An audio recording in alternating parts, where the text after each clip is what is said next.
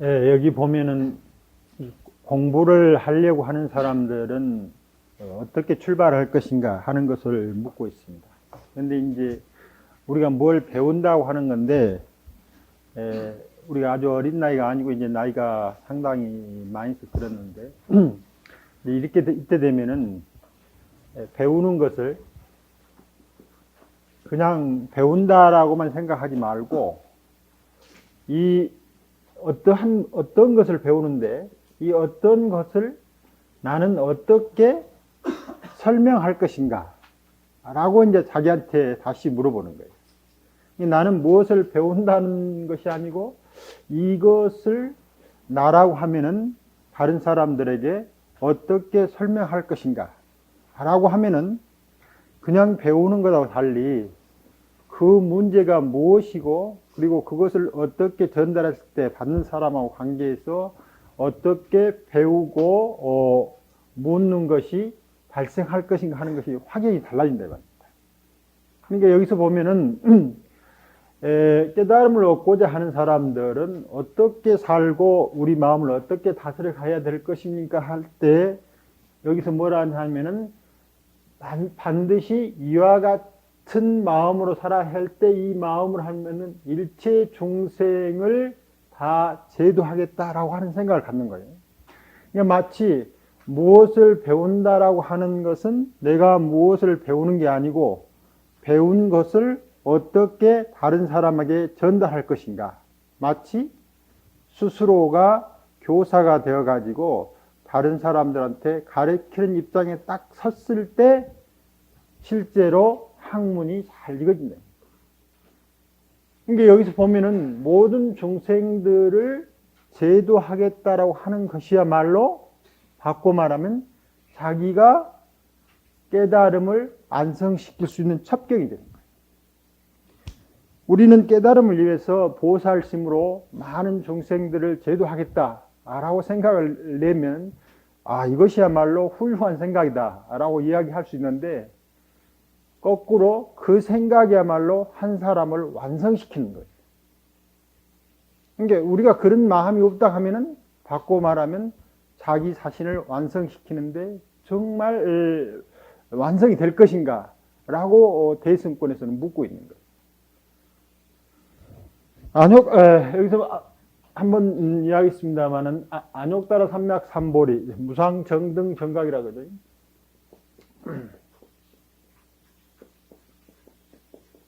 근데 이제 제17번에 오면은 다시 첫처럼 공부하려고 하는 사람들은, 즉, 무엇을 공부하려고 하는 사람이냐면 가장 수승한 깨달음의 세계에서 살고 싶다. 이제 깨달음의 세계를 이야기할 때 멸로 이야기하는데 모든 번뇌가 다 소멸된 세계에서 살고 싶다라고 하는 사람들은 어떻게 살 것이며 어떻게 마음을 쓸 것인가 라고 이제 다시 묻고 있는 거예요. 그러면 언뜻 생각하면은 우리가 이제 16분까지 공부를 해와가지고 나름대로 배우고 묻고 그리고 몸에 그걸 익혀갔는데 여기서 다시 묻거든요. 이것은 뭘 의미하느냐면은 우리가 수행을 한다고 하는 것은 마치 수행 과정이 깊어지면은 마음이 높은 곳에 올라와 있는 것처럼 생각하는데 그렇지 않다 이 말입니다. 지금 우리가 쓰고 보고 있는 이 마음이 수행을 시작할 때나 수행이 깊어졌을 때나 그 특징에 있어서 변함이 없어요. 무슨 변함? 무상이고 무하고 고라고 하는 특징의 변화가 하나도 없습니다. 이게 부처님께서도 고를 느끼신다 이 말입니다. 이 고는 무슨 고냐? 여기서 말한 멸도한 일체 중생들의 아픔을 느끼시는 거예요. 그러니까 끝없이 부처님께서도 배우고 묻고 익혀간다. 그래 마지막 장면 아니죠. 이제 그 구시나가라로 이 오후에는 혹시 여러분께서 그 뭐 궁금한 사항이 있으면은 그걸 저한테 질문을 주시면은 답하는 시간을 갖는 걸로 생각하겠습니다. 전혀 없으면 또 뭐 이야기를 하고요. 부처님께서 이제 남쪽 지방에서 오래 계시다가 이제 구시나가 쪽을 향해 가시죠. 돌아가시는 지방에 가시면서 하는데, 그 당시에도 이제 그 부처님이 지나가는 많은 곳에 사람들이 와서 부처님께 법을 구합니다. 그런데 이제 그 함에 보면은 부처님께서 이 등이 많이 아프셨던 모양이에요.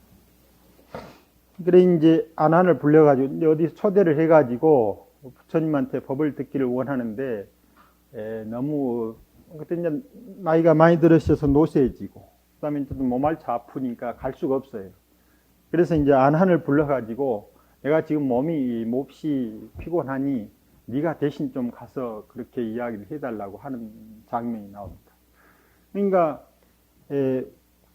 아픈 그 상황에서도 당신 스스로는 가지 못하지만 어떻게 하든지 그이들을 위해서 무엇인가 해야 할, 그러니까 그 법을 물으러 온 사람들의 아픔이 부처님께서는 당신의 아픔처럼 느껴지는 그런 것들이죠. 그래서 일생을 두고 안욕따라 깨달음을 실천해 가는 내용들이 그냥 부처님이 깨달음을 이루려고 했었을 때 이루어진 게 아니고, 깨달음을 시작하는 출발부터가 어디서부터 출발하냐면은 여기서부터 출발하죠. 모든 중생을 제도하겠다라고 하는 생각부터 출발되어진 거예요. 이게 부처님께서는 설사 불교를 처음 개창하셨으니까 이와 같은 문제가 뒷사람들한테 강조하는 것처럼 많이 나오지는 않을 수 있겠지만, 궁극적으로 아주 완벽한 깨달음에 이르는 길이라고 하는 것은 그 길 가운데 모든 중생들의 삶들이 항상 자기 삶과 더불어 함께 가고 있는 것을 여실히 보고 느껴지는 거예요. 그러니까 우리가 이와 같은 깨달음을 이루는 길에서 가장 좋은 도반들, 즉 선남자, 선여인이라고 하는 것은 무엇이냐 하면은 내가 그이들한테 어떻게 이야기할 것인가 라고 하는 대목이 있다. 내가 무엇을 하는 게 아니고 어떻게 그이들한테 이야기할 것인가 라고 하고 대묻게 되면은, 지금까지는 모든 중생들이 단순히 깨달음을 얻어가지고 법을 전파하거나 제도할 대상이 됐지만, 다시 바꿔 말하면 완벽한 깨달음에 이르기 한 가장 중요한 요인이 바로 모든 중생들이죠. 이게 깨달음을 이루러 가는데 중생들을 생각하지 않으면 완벽한 깨달음에 이를 수가 없어요.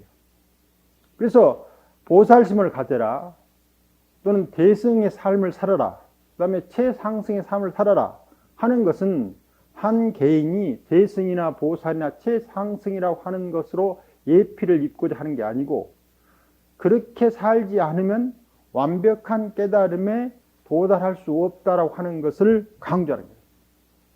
그래서 17분부터 다시 우리한테 묻고 있는 거예요. 너희가 어느 정도 수행 있고 또 지금 여기서 배우고 묻는 과정을 통해서 많은 사유들의 변화가 왔어도, 그것이 또한 마찬가지로 어디서부터 시작하냐면 모든 중생들을 다 제도하겠다는 데서부터 또다시 출발하는 거예요. 그러면 이때 우리가 처음 수행을 했을 때 가진 마음가짐이나 부처를 이뤘을 때 이룬 마음가짐이나 전혀 다름이 없다. 그래서 하암에서 뭐라고 합니까? 초발심시 변정가요. 여기에서도 부처님이 마음의 특징이 무상, 무아, 고였고, 여기에서도 마찬가지입니다. 그럼 부처님이 고는 없어졌느냐? 없어질 수가 없습니다. 왜 없어질 수가 없느냐 하면 방금 말한 대로 모든 중생들의 아픔이 항상 자신의 아픔으로 우리한테 탐욕이나 진심의 개념으로 남아있지는 않지만, 여기서 말하는 모든 중생들을 다 멸도해야 할 그런 어떠한 것들이 그냥 느껴지는 거예요. 뭐 느끼려고 해서 느껴지는 게 아니고. 그래서 이제 마지막 가는 길까지 그렇게 하면서, 이제 돌아가시 직전에 어떤 사람이 오셔가지고 부처님을 한 번만 뵙고 싶다 이렇게 합니다. 그러니까 이제 그때 여기서도 많이 나옵니다만은 32산이라고 하는 거 80종호라고 하는 말을 하는데, 이제 죽게 되면은 흙으로 돌아갈 이 몸을 이렇게 봐서, 그러니까 그이가 생각할 때 이 부처라고 하는 사람을 한번 이제 보고 싶은 거죠. 근데 그때 그 보고 싶어 하는 사람 마음 가운데 다른 사람이 부처로 보이는 게 아니고 석가모니 부처님만 부처로 보이는 거죠. 그러니까 부처님께서는 이제 반대로 내 몸이라고 하는 것도 다른 모든 중생들과 똑같이 죽으면 흙으로 돌아갈 몸이다. 나라고 하는 상호를 특별히 보아서 무슨 것이 있겠느냐 하는 그런 이야기들을 하고 있습니다. 물론 그 뒤로 만납니다만은. 그러니까 부처님 스스로도 몸이라고 하는 것이 가지고 있는 것은 이 금강경에서 이 이야기는 나오면서 난다는 거예요. 금강에서 보면은 열애를 보는 것을 30 이상이나 상으로 보느냐 라고 묻듯이 하면 실제로 말했을 때 내가 하는 이 몸이라고 하는 것은 죽게 되면 흙으로 돌아가는 모든 중생들과 똑같은 것이다 라고 했을 때 여기서 말한 일체 중생이 나와 더불어 경쟁하거나 다투거나 못할 그런 중생들이 아니에요. 살아있을 때도 함께 살아갈 사람들이고 죽어서도 함께 땅에 뼈를 묻으면서 또한 살아갈 그런 사람들이라고 하는 생각이 처음부터 끝까지 변치 않는 거예요. 그와 같은 것들을 예를 들면 이제 비유로 전생담을 이야기할 때 많은 중생들을 삶들에서 어려운 삶들을 부처가 살아오면서 계속해서 그 어려운 일을 대신하거나 또는 어려운 일을 어떻게 하거나 하는 과정들이 우리한테 비유적 언사로서 계속되고 있다는 전생담. 그건 바로 출발한 과정에서 이와 같은 삶들이 깨달음에 의해서 이루어지지 않았지만 어쩌면 그이는 이런 것을 배우고 느끼고 알기도 전에 그런 어떤 품성을 가지고 있었던 거죠. 그런데 부처님만 그러느냐? 안 그렇다 이 말입니다. 왜냐하면 이 속성이 무상이고 무하고 고이기 때문에 모든 중생들이 이것을 직시하지 않고 있을 뿐이지 자기 나름대로 무엇인가 그러한 것들이 내재적으로 흘러가고 있다. 그래서 이 없는 다른 깨달음을 얻고자 하는 사람들은 모든 중생들을 도반 삼아서 처음부터 간다로 하는 말하면 이때 처음 마음 내는 것이 초심이 고 깨달은 마음, 즉 불심이 된다는 겁니다. 그렇기 때문에 여기서 어떻게 우리가 살아가야 될 것인가? 모든 삶들과 뭇삶들과 도반해서 살아가고 어떻게 마음을 가질 것입니까? 뭇삶들과 다투고 경쟁하지 않는 마음. 그러니까 뭇삶들과 다투고 경쟁한다라고 하는 말은 다른 사람들과 비교해서 스스로 무엇이라고 하는 것을 구성하고 있을 때 다른 사람들이 경쟁 상대가 되고 다툼의 상대가 되지만 그 삶을 이루고 있는 것들은 전부 다 함께 살아가야 할 그런 사람들이에요. 그것은 우리한테 가까운 이웃이 아니라 거의 자기처럼 그렇게 함께 살아가야, 그리고 그것을 그렇지 않으면 살 수 없는 그런 것들입니다. 그것이 마치 이제 우리 몸에 비유하면은 우리 몸 안에 우리가 이제 요즘 말해서 유전 정보라고 하는 이야기를 많이 하는데 실제 유전 정보는 아무 일을 할 수 없습니다. 그냥 정보만 가지고 있어요. 그것을 이제 DNA라고 부르는데 이 정보만 그냥 덩그러니 있는 거예요. 그래가지고 이중나선으로 돼가지고 여기에 A, 여기 이렇게 찍어졌어요. 여기 찍어져 있는데 실제 이게 붙어 있습니다. 이렇게 붙어가지고 A라고 하는 T, C, G, 또 뭐 G, G, C, T 이렇게 돼 있거든요. 그래가지고 A, T, C, G는 A, C, G냐, A, C, G냐 이런 배열 순서에 따라 가지고 이제 정보량이 바뀌는 한 개개인마다. 그럼 여기에 상대되는 것은 반드시 T, A하고 T하고 상대하고 T하고 A하고 C하고 G하고 이렇게 계속해서 두 개가 서로 상대하는 것이 똑같아요. 그것은 어느 한쪽이 손상이 오면은 바로 이 복구하는 프로그램이 작용을 해가지고 이걸 복구시키는데 항상 이와 같은 배열이 되어 있는 게 한쪽이 C로 남아있으면 거기에 상대되는 것은 G니까 이걸 복구시키면은 이것이 완전히 이렇게 복구가 된다 이 말입니다. 근데 이렇게만 돼 있어요. 근데 이것이 실제로 일을 하지 못해요. 그럼 이것이 일을 하려면은 RNA라고 하는 것이 이제 여기 RNA 이건 두 줄로 돼 있고 RNA라는 한 줄로 돼 있는데 이것이 이제 여기에서 전령을 보내는 거예요. 전령을 보내면은 이 두 개가 이렇게 가닥이 딱 자크처럼 이렇게 가닥이 돼 있는데 이 가닥이 딱 열리면서 이 RNA 전령이 가가지고 그 정보를 읽어와요. 읽어와가지고 여기에 보면 리보솜이라고 하는 건 세포 내에서 이루어집니다. 리보솜이라는 공장이 있는데 이 공장에서 해야 할 일을 하고 있는 거예요. 그런데 이때 이게 한 세포에서만 이루어지는 게 아니고 여기서 이 RNA, DNA, 리보솜인 이걸 이루려면 이 몸 전체가 어떤 상황인가를 읽어내는 힘이 있어야 되는 거예요. 이와 같이 몸 전체를 읽어내는 힘은 우리가 말하는 여기 이렇게 이러한 것이 형성되면서 구성되는 의라입니다.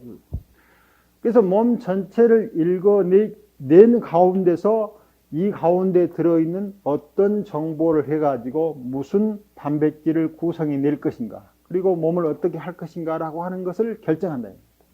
그러니까 이것 하나만 가지고 우리 몸을 구성하는 게 아니고 이것 하나가 어떻게 작동할 것인가 하는 것을 결정하는 것은 몸 전체가 어떤 상태가 있는가를 아주 몸은 잘 아는 거예요. 그 다음에 몸이라고 하는 것은 덩실하니 하나만 있는 게 아니다. 바로 모든 이웃 환경과 더불어서 함께 열리면서 이와 같은 작용을 하도록 만든다. 그래서 우리 몸을 들여다보면 들여다볼수록 자기 고유한 개체로서만의 어떤 것으로서 생활할 수 없게 딱 되어 있습니다. 구조적으로. 그래서 모든 중생들을 제도한데 그 중생이 나 밖에 어떤 삶으로서 존재하는 것을 구제한다고 생각하면은 출발부터 여기서 말하는 초심이 아니라 무상, 무아, 고를 여실히 보는 초심이 아니에요. 그래서 이 초심이라고 하는 것은 바로 이와 같은 삶을 자기도 모르는 가운데 직관하고 있는 거예요. 그러니까 우리가 일상에 쓰고 있는 의식 너머의 의식이 이미 우리 삶들이 그와 같이 놓여 있다는 것을 우리가 인식하기도 전에 직관적으로 아는 과정에서 불쑥 일어난 마음입니다. 이 마음이 깨달음까지 이르기 때문에 바로 수행 과정에서 처음 마음 지켜보는 이 일들이 부처를 이루고서도 똑같이 이루어집니다. 그러니까 어떤 의미로는 부처도 끊임없는 수행을 하고 있는 거예요. 물론 이 말은 도노 이후에 무슨 다시 도노하기 위한 수행이 아니다. 이게 모든 중생들의 삶을 거기에 맞게 아까 말한 오늘 시대에 왔으면 오늘 시대에 어떤 일을 할 것인가, 즉 내가 이런 말을 할 때 저 사람한테 어떻게 전달했을 때 이런 일들이 잘 전달해질까 하는 과정들이 끊임없이 부처님한테도 함께 이루어진다. 이게 사람들의 삶의 내용들이 부처가 살아왔던 삶의 내용하고 동일하지 않기 때문에 만나는 사람들마다 부처님께서 자기 살아온 가정도 잘 보시지만 만나는 상대의 삶도 함께 잘 봐가지고 그 가운데서 무엇을 배우고 무엇을 물을 것인가 함께 이렇게 하는 거예요. 물론 부처님께서는 그분과 더불어서 다투거나 경쟁하는 마음이 없기 때문에 자기 마음 가운데 흔적을 남기지 않겠죠. 그래서 우리도 이와 같이 모든 중생을 제도하겠다라고 하는 것이 보살의 마음인 것처럼 보이지만 이 마음이 있어야만 우리를 완벽한 깨달음에 이르게 한다. 그것이 처음 출발한 사람이나 또는 수행에 익어간 사람이나 부처에 이른 사람이나 변함없이 한결같이 이루어지는 것. 모든 우리가 말했을 때 부처님이 살아서 돌아가실 때까지 모든 중생이 다 깨달음을 얻은 게 아니다. 부처가 살았던 과정에서도 물론 이것은 이제 인적으로 나누는 이야기입니다만은 부처님이 살아계셨던 그 살아서 유행하는 곳이 그렇게 넓지 않아요. 우리나라로 보면은 경상남북도 정도라고 그렇게 이야기하는 걸 들었습니다만은 그 거리를 이제 45년 동안 뭐 오랫동안 머물러 계신 것도 계시고 또 유행하시는 것도 계시는데 그렇게 부처님이 다니시는 길 가운데서도 부처가 있다라고 하는 소리를 들어본 적도 없는 사람이 3분의 1 정도 되고 부처가 있다라고 하는 소리를 듣는 사람들이 한 3분의 1 정도 되고 가서 만나본 사람들이 한 3분의 1 정도 됐다라고 어떤 사람이 해놓은 것을 잠깐 봤어요. 물론 이것은 그 당시 상황을 정확히 우리가 알 수 없는 것이니까 이렇게 나눠진 것이 뭐 옳은 것은 아닌 것 같지만 거기서 하고자 하는 이야기는 그 시대에도 부처님이 오늘날처럼 뭐 텔레비전이나 다른 그 매체를 통해서 알려지는 것처럼 알려줄 수 있는 상황이 아니기 때문에 많은 사람들이 부처가 있다는 소리조차 못 듣는. 이게 바꿔 말하면 부처님이 스스로 삶에서 고난받아야 할 당위성이 전혀 없는데도 불구하고 스스로 삶을 고난 속으로 만들어 놓고 살아가는 많은 중생들을 위해서 배우고 익혀야 할 그런 일들을 해야 할 일들이 계속 남아 계신 거예요. 그러니까 마지막 돌아가신 순간까지도 그 일을 놓지 않는다 이 말입니다. 그러니까 그런 의미에서 깨달음 이루고 나서 부처 행위라고 하는 것이 다른 행위 하나도 없는 거예요. 뭡니까? 모든 중생들을 다 제도하겠다는 행동을 하고 있는 거예요.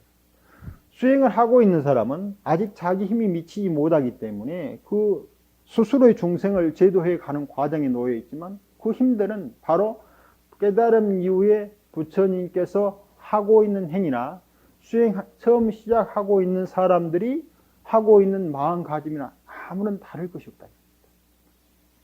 그래서 모든 수행 깨달음을 위해서 수행해 가는 사람들은 반드시 위와 같은 마음을 내야 되는데 묘하게도 그런 마음을 내야만 자신이 완벽한 깨달음에 도달할 수가 있는 거예요. 이게 한편으로 보면은 중생들을 위해서 깨달음이 회항되지만 다른 한편으로 보면 중생들이 우리를 깨닫게 만든다 이 말입니다.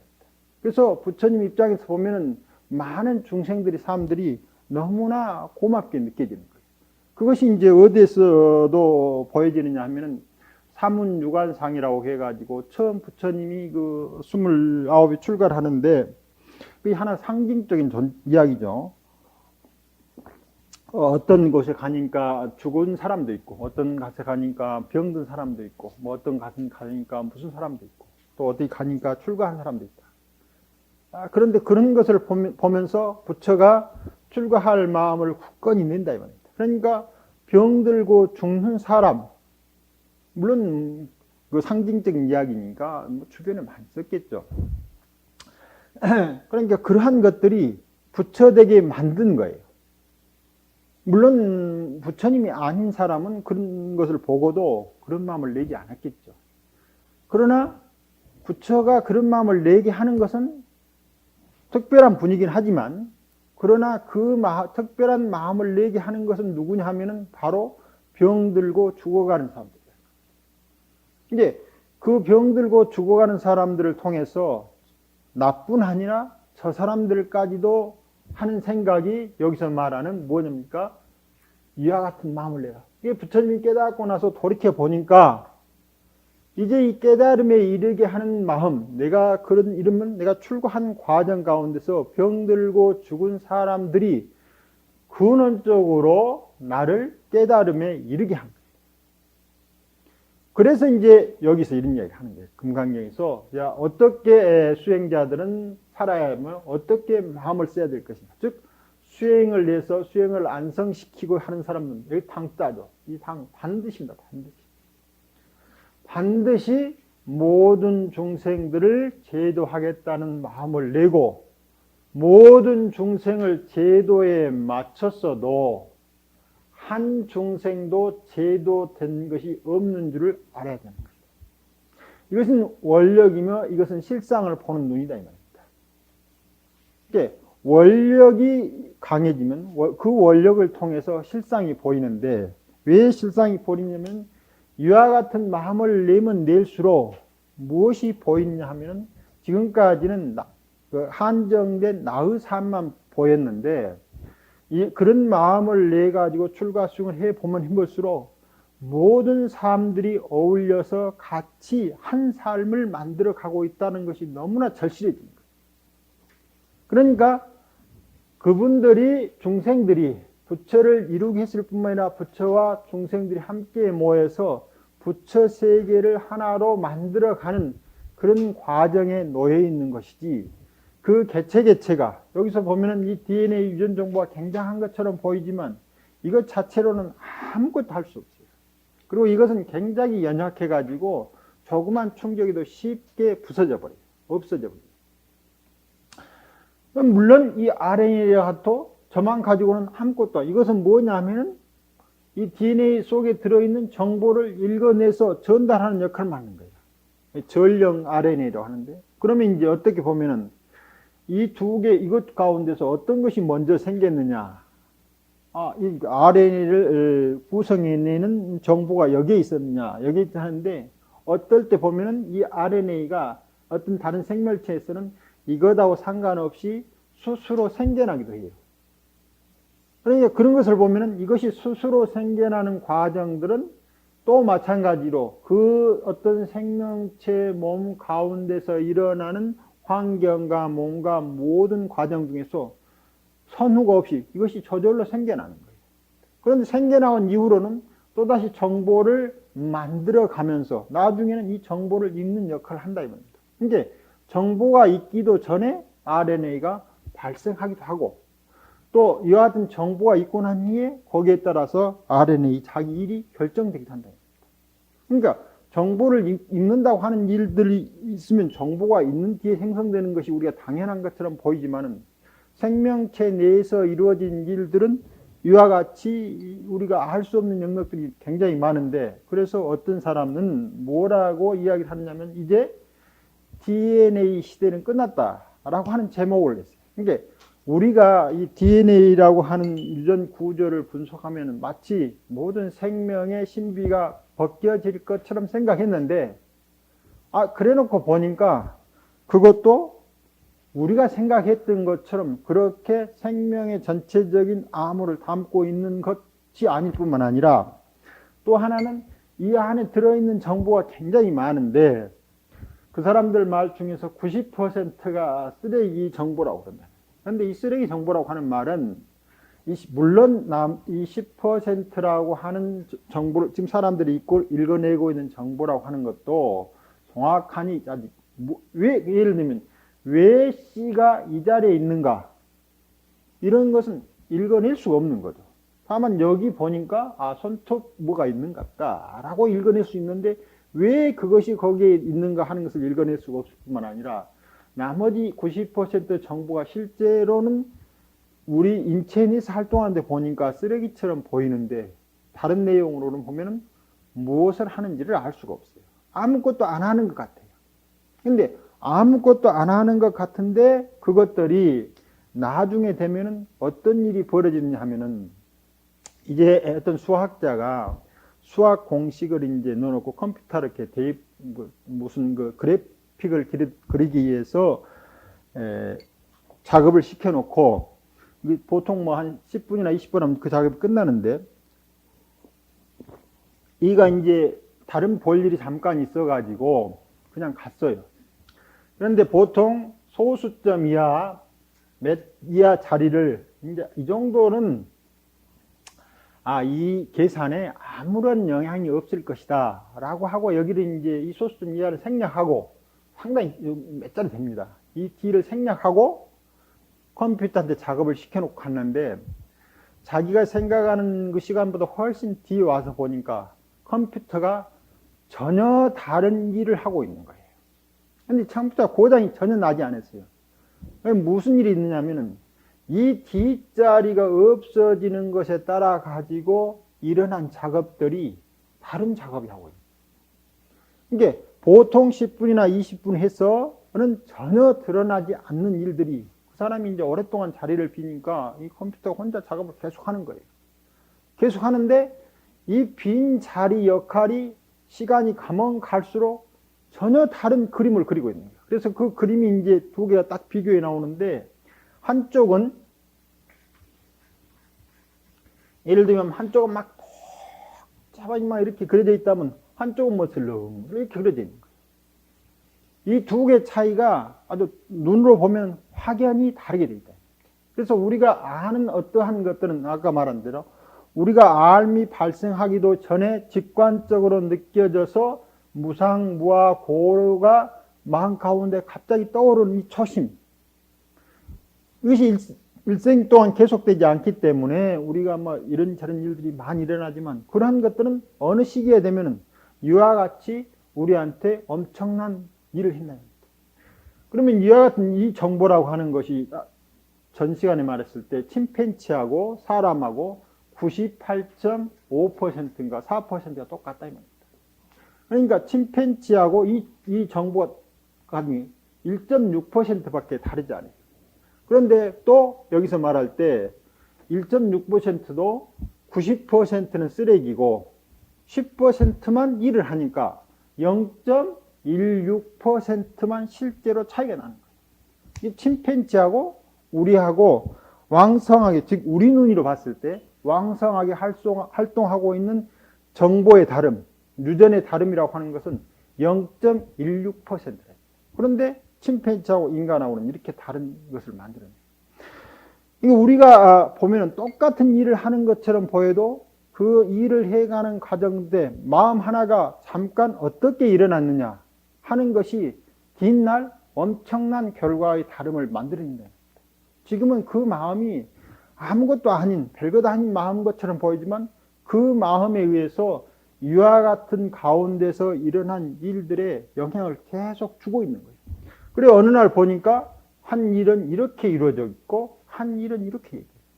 그래서 침팬지와 인간은 확연히 구별되지만 이 사람과 사람 사이는 이제 0.16%의 차이도 없는 거예요. 우리들 사이에는. 그럼 여기는 뭐 더 차이가 거의 없는 거죠. 그럼에도 불구하고 생각하고 말하고 먹고 형성하고 살아가는 과정들이 천인천색이라요. 만인만색 다 다르네요. 그러니까 조그만 차이처럼 보이지만 한 생각 초심을 일으킬 때 이와 같이 모든 중생들을 제도하겠다는 마음을 굳건히 내게 되면 그 마음이 우리를 완벽한 깨달음에 이르게 하는 거예요. 그 마음이 안 내면은 완벽한 깨달음에 이를 수 없게 됩니다. 이게 불교를 지향하는 사람은 부처님 이후의 모든 불교 학도들은 어느 의미로서는 전부 다 성문입니다. 우리가 선종이 됐든 교종이 됐든 석가모니 부처님 해상에 딱 들어와서 부처님이라는 이야기를 들으면 전부 다 성문이에요. 이런 사람들은 누구라도 다 이렇게 갈 수가 있다 이 말입니다. 왜? 부처님이 이런 과정 가운데서 모든 중생들을 제도하겠다는 보살심이야말로, 즉 모든 생명들과 함께 살아가는 삶을 굳건히 지키는 그런 마음이야말로 처음 봤을 때는 별 차이 없는 거지. 자, 나는 깨달음을 이루겠다. 나는 함께 깨달음을 이루겠다. 이 차이죠. 그러나 결과는 완벽한 깨달음을 이루게 하는 차이가 생깁니다. 아주 작은 마음 하나 딱 냈는데 이것이 뒷날 가서는 우리로 하여금 완벽한 깨달음의 자리에 이르게 했기 때문에 반드시 모든 중생을 제교하겠다. 즉 배울 때 나는 이것을 어떻게 다른 사람한테 이야기할 것인가 라고 하는 생각을 같이 가져야 돼요. 그러니까 매 배울 때마다 그렇게 하면은 우리가 귀에 스쳐지고 지나가는 것은 그렇게 크게 남지 않습니다. 그런데 책을 읽거나 이야기를 들을 때 내가 무엇을 알려고 하는가, 내가 왜 이것을 알려고 하는가 라고 하는 자기 지향성이 뚜렷해지면 뚜렷해질수록 그것이 무엇인지 그 가는 길에 다 쓰여 있다고 쓰여 있어요. 전에 이야기했죠. 그냥 빛이라고 하는 것이 어떻게 그렇게 몰려오는가, 빛이 몰려온갑다라고 생각할 때는 왜 빛이 이렇게 오는가에 대한 이유가 전혀 몰랐는데 어느 날 갑자기 어떻게 빛은 이렇게 올 수 있을까 하고 보니까 제가 읽던 여러 권의 책 속에가 빛은 이렇기 때문에 그 10억 년 전부터 온다라고 하는 이야기가 여러 권에 써져 있어요. 근데 제가 그 의심을 내기 전까지는 한 번도 이 문장이 보이질 않아요. 읽어갔는데 머릿속에는 한 번도 남아있질 않아요. 그런데 왜 그렇게 될까 하고 읽으니까 책마다는 아니지만 여러 권의 책들이 이게 써져 있는 거예요.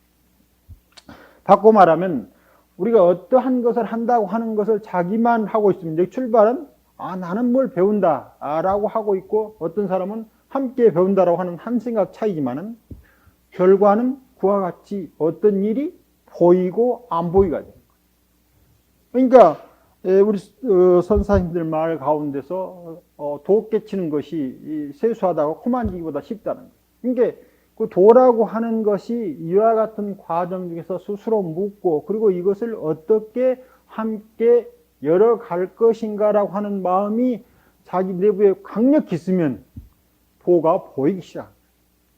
그러니까 내가 도를 하려고 했을 때는 안 보이던 것이 함께 도를 이루어 갔을 때 어떻게 할 것인가라고 하는 생각이 강해져. 여기서 말하는 보리심이 강해지면 도가 보인다. 그러니까 어느 날 도가 불현듯 보였다는 것은 처음 마음 가운데 일어났던 즉 우리가 일상적인 의식 이면에 함께 숨어 있는 의식 이면에 숨어 있는 이 함께 사는 의식이 갑자기 돈발에 튀어나올 과정들을 그런 사람들은 매 순간 준비하고 있는 거예요. 그런데 내가 도를 깨닫겠다라고 하는 생각을 내면 여기서 말하는 보리심이 없는 거죠. 이런 사람들은 그것이 돈발에 나와도 읽어내지를 못한다. 그러니까 반드시 수행하는 사람이 반드시 이와 같은 마음을 내야 한다. 무엇인 마음? 모든 중생을 제도하겠지만 그 중생들 실제는 함께 삶을 이뤄가는 것이라고 확실히 생각해요. 왜냐하면 아상, 인상, 수사하는 사람들은 수행자가 아니에요. 왜 수행자가 아니냐면 완벽한 깨달음이 이룰 수가 없어요. 이 초심이 달라요. 초심. 나는 깨닫겠다 라고 하는 생각이 굉장히 아주 물론 그분이 수행 과정에서 많은 것을 이루어내는 것만 확실합니다. 그러기만 할지라도 아상, 인상, 중생상, 수사상을 가지고 있는 출발과 그렇지 않는 출발은 천양지차다.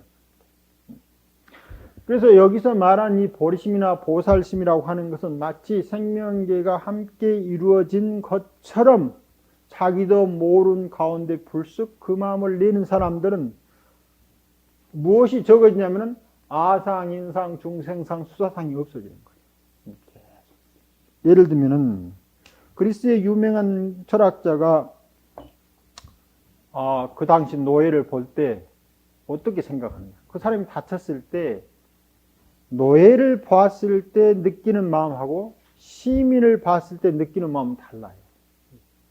시민은 온전한 동료로 느껴지지만 노예는 말을 할 줄 아는 짐승이니까 짐승하고 좀 다른 그런 것을 느낀다.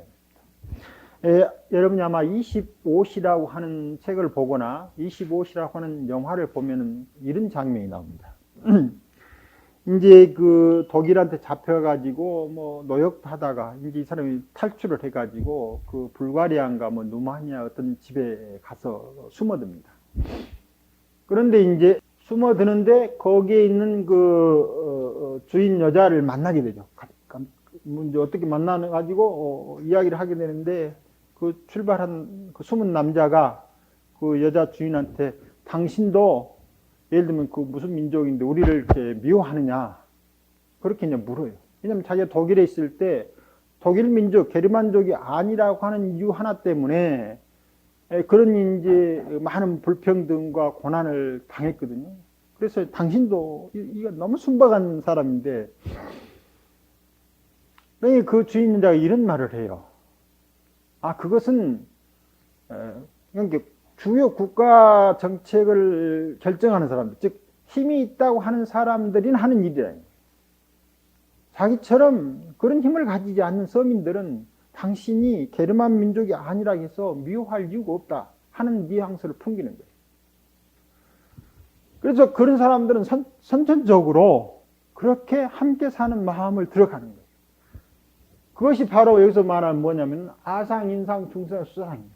그런데 당시 이제 그 힘을 가지고 있던 사람들이나 또는 그런 사람들이 노예라든가 또 인도 사회에서 브라만이 자기 이해의 계급을 생각했을 때 처음 출발이 브라만 계급을 가지고 그 사람들이 청년기를 지나가지고 학습기를 지나가서 이 유행기, 수행기가 있는데 이 수행기에 출발할 수 있는 초심하고 그런 마음이 없이 마치 아까 그 루마니아인가 불가리아 그 여자 주인이 우리는 그렇지 않다 그럽니다. 당신과 나가 게르만족이고 게르만족이 아니자는 차이 때문에 당신을 미워해야 할 아무런 이유가 없다라고 하는 생각을 가지고 출발하는 것하고는 천양지차가입니다.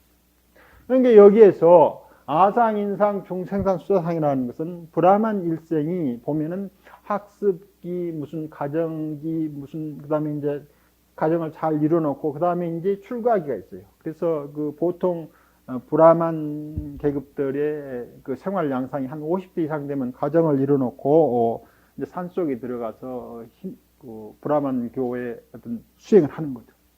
그런데 그 사람들의 출발이 바로 그런 출발을 가지고 하는 거예요. 이제 그런 출발 자체하고 여기하고는 천양차이. 그 결과가 일어난다 하더라도 그 사람은 항상 브라만이었기 때문에 그러한 결과를 얻게 되는 것이고 브라만의 눈으로 깨달음을 이뤘다고 할지라도 다른 사람들을 본다 이 말이에요. 당시 로마에 유명한 그 철학자도 있고 사회를 해석한 사람도 있지만 시민 이해의 노예를 보는 눈은 똑같아요. 변하지 않는 거예요. 항상 노예로 보고 있다 이 말입니다.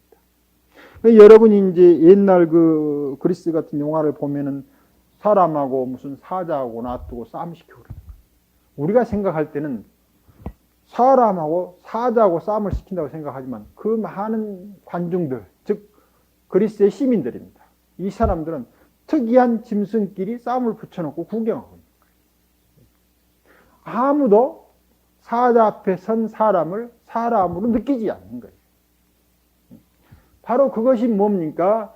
이 출발 자체가 아상, 인상, 중생과 수사상을 갖고 있는 거예요. 그때 그리스 철학이 민주사회를 꼽히는데 물론 그 역할을 했던 것은 틀림없습니다.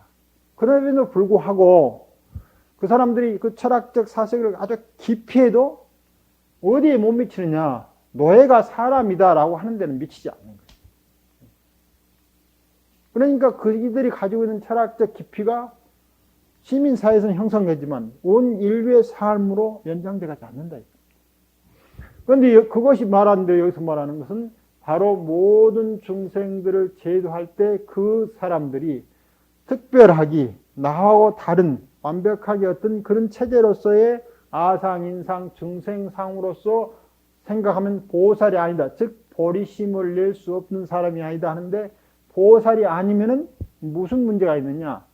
온 생명이 함께 살아가는 완벽한 깨달음에 도달할 수 있는 것이 스스로 없어지겠네. 보살이 아니는 게 중요한 게 아니고 이런 마음을 내지 않으면은 여기서 말하는 무상정득 정각에 이를 수가 없게 되는 거예요. 구조적으로. 그래서 우리가 보살이 되기 위해서 아상, 인상, 중생상, 수사상을 가져야 되는 게 아니고 보살이나 보리심이 존재하지 않으면 궁극적인 깨달음이라고 하는 생명 열림의 세계에 도달할 수가 없게 됩니다. 아무리 훌륭한 체험을 할지라도 그 체험은 제한적이고 한정을 갖게 됩니다. 그래서 반드시 보리심을 가지고 보살심을 가지고 출발해야만 되는데 그 모든 중생들은 대체적으로 보면은 자아가 있는 것처럼 보이지만 이 자아가 모든 생명들을 서로 소통시켜서 DNA가 이제 RNA가 정보를 다 우리 몸에 싹 보니까 지금 이제 지금 무슨 아미노산이 한 20가지 단백질이나 아미노산 종류가 한 20가지 되는데 여기서 필수 아미노산 20가지 되는데 무슨 19번째 아미노산이 필요하다 하고 이제 하면 그걸 어떻게 이제 공장을 가동하고 뭘 어떻게 해야 될 것입니까 하고 전령이 갔는데 DNA가 오늘 나 좀 바쁘고 기분이 안 좋으니까 자크를 딱 닫고 있으면 뭐 됩니까? 이 몸이 이제 죽어버리는 거예요. 그러니까 DNA조차도 죽고 RNA도 죽는 거예요. 그러니까 이것이 한채 이루어지려면은 개체로 보면 전혀 다른 양상들이지만은 그것이 작동하는 것은 이것이 올 때 여기 이제 이렇게 정보가 이렇게 딱 닫혀 있는데 그 전령이면 싹 열어가지고 빨리 읽으라고 해요. 왜 빨리 읽으냐? 빨리 읽어야만 이것도 계속해서 자기 모습을 지켜가는 거예요. 이걸 딱 닫고 있으면은 자기 권세는 있을지 모르지만은 궁극적으로 자기 스스로 죽게 된다. 그래서 이 모든 것들이 여기도 또 세포막이라고 하는 게 있죠. 이 세포막도 굉장히 얇은 막으로 돼가지고 완전히 우리를 보면 한 그 개체 생명처럼 작용해요. 이제 요즘에 그 줄기세포니 배아세포니 하는 말이 많은데 그건 이제 어떤 것이냐면은 세포가 이렇게 이제 정자란자가 만나면은 그 거기서부터 이제 분열이 시작합니다. 분열을 계속 어느 정도 시작하면은 어떤 장기라도 될 수 있는 세포까지 가는 거예요. 그러니까 이때 이 세포는 커지지 않고 그 안에서 계속 자기 분열만 일어나요.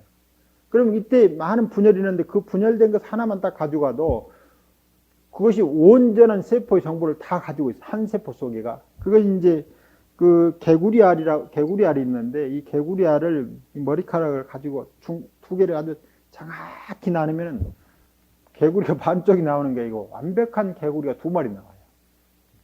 그렇듯이 이 줄기배아세포가 되게 되면은 그 세포가 이제 분열되어 있는데 그것에서 뭐 심장도 될 수 있고 그 세포 하나가 심장도 될 수 있고 무슨 허파도 간도 많이 어떤 것이라도 다 될 수 있는 세포는 이걸 전능성이라고 그렇게 이야기하거든요. 모든 것이 다 될 수 있는 세포인데 그런 것인데 자기 역할을 딱 한순간부터는 다른 것들은 다 이 열쇠를 딱 채놔버려요. 이 심장으로 딱 하는 순간부터는 이것이 다른 가능성 있는 것들은 스스로가 딱 열쇠를 채놓고 닫습니다. 그리고 심장 역할을 해야 될 필요성이 있는 것에서는 전부 문을 열어놓고 있어요. 그러니까 그 안에 자기의 그러니까 줄기배아세포는 아직 그런 것이 일어나기 전이고 그것이 일어난 이후에도 그 속에 마치 줄기세포처럼 그런 성능을 가지고 있어요. 그러니까 세포 자체가 가지고 있는 정보를 보면은 그 자체가 전능성인데 다만 발현되고 나면은 그 스스로 다른 장부를 열쇠를 딱 잠가버려요. 그래야만 생명체를 유지하면서 살 수 있습니다. 그런데 이것은 스스로 누가 시켜서 그러는 게 아니에요. 이것이 자연 생명의 조화로운 흐름이에요. 그런데 우리가 의식이 되면은 여기서 말하는 초심이라고 하는 것이 일어날 때 나라고 하는 생각이 들어진 초심이 되면은 이 스스로가 전능성으로서의 스스로는 보지 못하고 열쇠 채워져서 작용하고 있는 것만으로 자기를 보아서 여기서 뭐가 되냐면은 보리심이나 보살심이 나오지 않게 돼 있는. 그런데 학습을 통해서 이제 그런 마음을 내게 되면은 이제 닫혀진 그런 고리까지 스스로가 열어가는 힘이 생긴다. 그래서 애초부터 전능성이었던 삶이 보리심을 냈을 때 깨달음을 통해서 다시 전능성이 된다. 그러니까 보살이 아니기 때문에 아상, 인상, 중생을 갖는 게 아니고 모든 중생들은 원래부터 아상, 인상, 중생이 없이 뭐가 됩니까? 무상, 정등, 정각을 행할 수 있는 전능한 존재래. 모든 그래서 왜냐하면은 수보리야 실무유법8 이 실무유법 바로 말하면 이 열쇠로 닫혀진 것처럼 보이지만은 그것이 제한되어 있는 것이 아니고 그 환경 속에서만 지금 그렇게 작용하고 있기 때문에 다른 상황이 되면은 다른 곳으로 역동한다. 그러니까 법은 있기는 있지만 그것이 우리가 생각하는 것처럼 즉 아상인상 중생상 수상의 상태로서 생각하는 것처럼 존재하는 법은 이 세상에 없다라고 하는 말을 합니다. 그래서 내가 연등불이 있을 때 만약 얻을 만한 안욕따라 삼맥삼보리법 즉 나만에 해당되는 법 내가 안욕따라 삼맥삼보리를 얻었다라고 할 수 있는 법 이것은 없다. 왜냐하면 바로 말한 듯이 DNA가 안욕따라 삼맥삼보리가 아니요 RNA가 안욕따라 삼맥삼보리가 아니요, 리보솜이 안욕따라 삼맥삼보리가 아니요, 또 이 가운데는 우리 세포 속에는 다른 생명체가 살아있는데 그것이 뭐냐면 미토콘드리아라고 하는 것은 전혀 이것은 인간을 구성하고 있는 것과 달리 다른 데도 있는 거예요. 그래서 여기에서 이제 산소를 만들고 해가지고 또 다른 우리 삶을 아주 삶과 더불어 함께 잘 살아가면 그것도 들어가 있는 거예요. 이것도 이것만으로 무상정등 정각이 아니다. 무상정등 정각은 뭐냐면 이 모든 것이 함께 깨어난 것이 무상정등 정각이에요. 자, 함께 깨어났다 해서 DNA가 RNA가 되는 게 아니고 RNA가 DNA 되는 게 아니다.